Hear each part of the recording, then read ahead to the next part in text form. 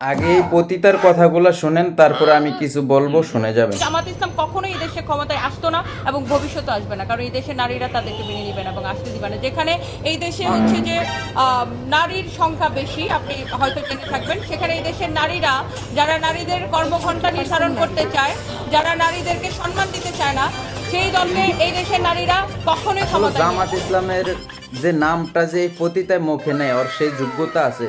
আর যত দেখবেন জামাত ইসলামের বিপক্ষে লাগছে, এগুলা সমাজের আবর্জনা, নোংরা পতিতা মেয়েরা লাগছে। কোনো ভালো একটা মেয়ে কিন্তু জামাতের বিপক্ষে কথা বলে না।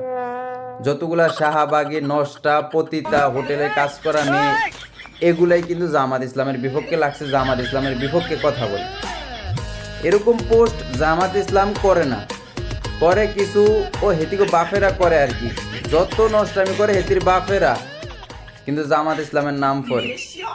কারণ হেতিকে বাফেরে নিয়ে তো কিছু বলবে না, কারণ বাফেকে তো সারা দিন রাত পাও চাটে বাফেগো। তুই ছিস বউ রে বেটার বউ, তুই কেমনে তুই জামাত ইসলামের পিছনে লাগো?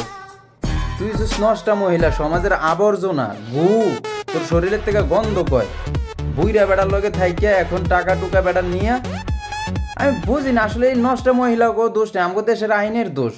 এই ফালতু মহিলারা কেমনে কথা বলতে পারে জামাত ইসলামের নাম নিয়ে, উল্টাপাল্টা কথা কেমনে বলে?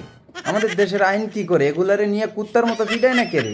কিছুদিন করছে শাহবাগীগুলা, নষ্টা মহিলাগুলা, এখন আইসে নডিয়ে করতেছে। রোজা রমজানের দিন কিছু বললাম না, আপনারাই যা বলার বলে যাবেন।